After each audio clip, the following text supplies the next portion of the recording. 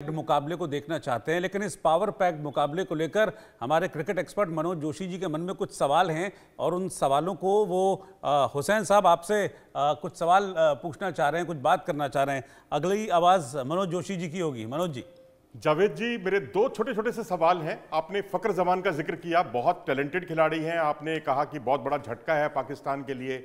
जब इतना बड़ा झटका है तो आप उनको जब उनको टीम में रखा, उनकी उपेक्षा क्यों करते रहे? क्यों आपने वर्ल्ड कप में उनको ऑस्ट्रेलिया के खिलाफ, भारत के खिलाफ, जबकि भारत के खिलाफ सेंचुरी बनाई थी चैंपियंस ट्रॉफी में, और तब भारत के खिलाफ भी नहीं खिलाया, ऑस्ट्रेलिया साउथ अफ्रीका के खिलाफ भी उनको नहीं खिलाया, महत्वपूर्ण मैचों से उनको बाहर रखा गया। और तो और अभी ऑस्ट्रेलिया को ऑस्ट्रेलिया में आपने हराया, आपने साउथ अफ्रीका को साउथ अफ्रीका में हराया, जिम्बाब्वे को जिम्बाब्वे में हराया, लेकिन तीनों बार जो है फखर जमान टीम के सदस्य ही नहीं थे। जब वो इतने बड़े स्टार खिलाड़ी हैं और आपको जिताते रहे हैं, चैंपियंस ट्रॉफी उन्होंने जिताई, तो वो एकदम हाशिए पर क्यों है? और दूसरा सवाल मेरा, जो बल्लेबाज हैं, अब देखिए पाकिस्तान के पास आप कभी मिसबाउल हक थे, यूनिस खान थे, मोहम्मद यूसुफ थे, इंजमामुल हक थे। अगर थोड़ा सा और पहले पीछे जाएं तो इंजमामुल हक से पहले आपके पास जावेद मियादाद, मुदस्सर नज़र, जहीर अब्बास, जिन पर पूरी दुनिया फख्र कर सकती थी। आपको नहीं लगता कि आज बल्लेबाजी भी कहीं ना कहीं हाशिए पर चले गई है? कोई भी भरोसे का बल्लेबाज नहीं रहा है। और रिजवान भी कई बार जो है हमने देखा है वो बिल्कुल अपने लिए खेलते हुए दिखाई देते हैं। बाबर आजम 52 डॉट बॉल खेलकर क्या साबित करना चाहते हैं? तो ये कुछ अनुत्तरित सवाल हैं जो मैं समझता हूं मेरे ही सवाल नहीं है, बल्कि ये पूरे भारतीय अवाम और पाकिस्तानी अवाम भी इन सवालों के जवाब जरूर जानना चाहेगा। जी बिल्कुल, मैंने आपका सवाल सुना। देखें, जहाँ तक वक्त की बात है तो ये तो हमेशा से मैं आपकी बात से एग्री करता हूँ। जितना उनमें टैलेंट है, जितनी उनमें एक क्षमता है, हमने उनको काफी से बेंच पे बिठाया जो उनके साथ ज्यादती थी। लेकिन अब ये देखें कि उसकी एक वजह ये भी थी, जो हमने ऑस्ट्रेलिया को ऑस्ट्रेलिया में हराया, साउथ अफ्रीका को साउथ अफ्रीका में हराया, हमारे पास साइम अयूब थे। और ये जो हमने 3 अपनी वनडे सीरीज जीती, उसमें साइम का रोल बहुत अहम था। तो शायद कहीं ना कहीं हम जो हमारे कोचेज हैं या जो हमारे स्टाफ है, उनको लगा कि कहीं ना कहीं साइम जो है उनका विकल्प साबित हो रहे हैं और टीम जीत भी रही थी।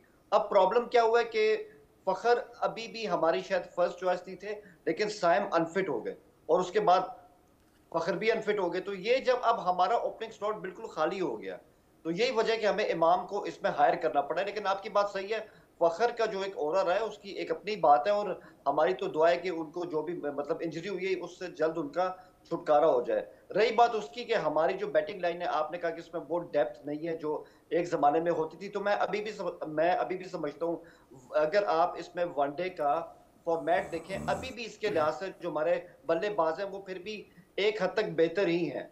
आपकी ये बात ठीक है कि बाबर ने जो आखिरी इनिंग खेल लिया उन पर बहुत ज्यादा आलोचना हुई है कि वो अपने लिए खेले, मतलब उससे टीम का कोई फायदा नहीं हो। लेकिन उनको समझना होगा कि टीम उनकी तरफ देख रही है, कौम उनकी तरफ देख रही है, और अगर उनको ये कहा जाता है कि वो बिग मैच प्लेयर है तो कल उनको साबित करना होगा। और मैं समझता हूँ जितना उनका एक्सपीरियंस है, आई थिंक वो कल अपने आप को जो उनके बारे में एक गलत किस्म का तासुर बनाए, जो उनकी अपनी बैटिंग के बायस बनाए, वो कल वो दूर कर भी सकते हैं।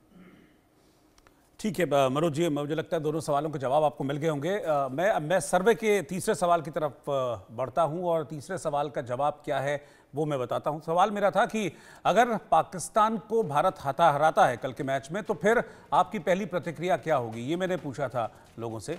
तो 54% लोगों ने कहा कि पटाखे फोड़ के हम सेलिब्रेट करेंगे, 12% लोगों ने कहा कि सोशल मीडिया पर पाकिस्तान को ट्रोल करेंगे, 30% लोगों ने जवाब ये दिया कि दोस्तों के साथ सड़क पर नाचेंगे, और 4% लोगों ने इस पर कोई भी रिएक्शन नहीं दिया। मनोहर के पास मैं चल रहा हूँ।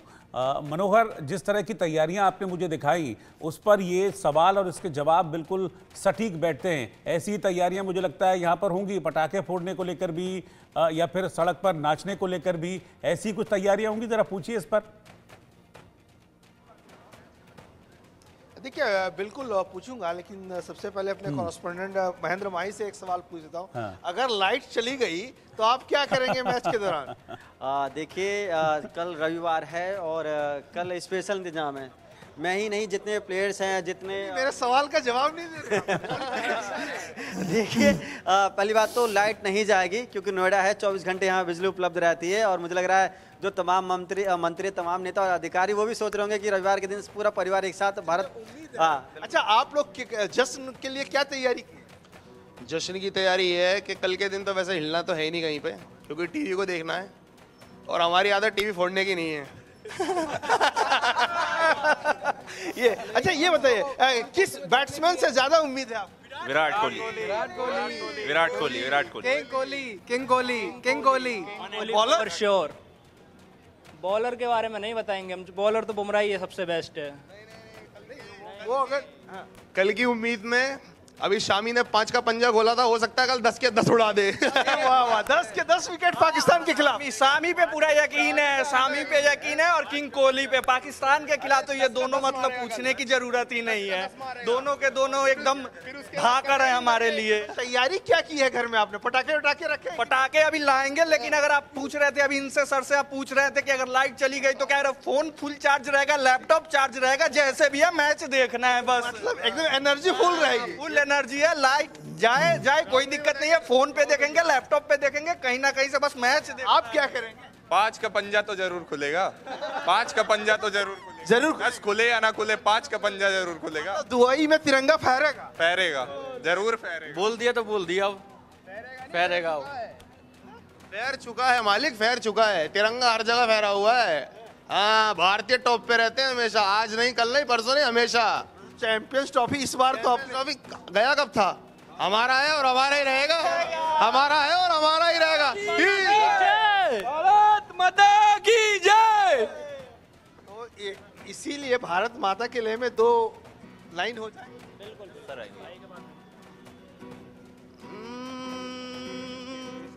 तेरी मिट्टी में मिल जावा, गुल बन के मैं खिल जावा, इतनी सी है दिल की आरज़ू, तेरे खेतों में लहरावा, गुल बन के मैं खिल जावा, इतनी सी है दिल की आरज़ू, है मेरी ज़मीं में महफूज नहीं तेरा फीका ना पड़े कभी रंग तेरा, जब मुंह से निकल के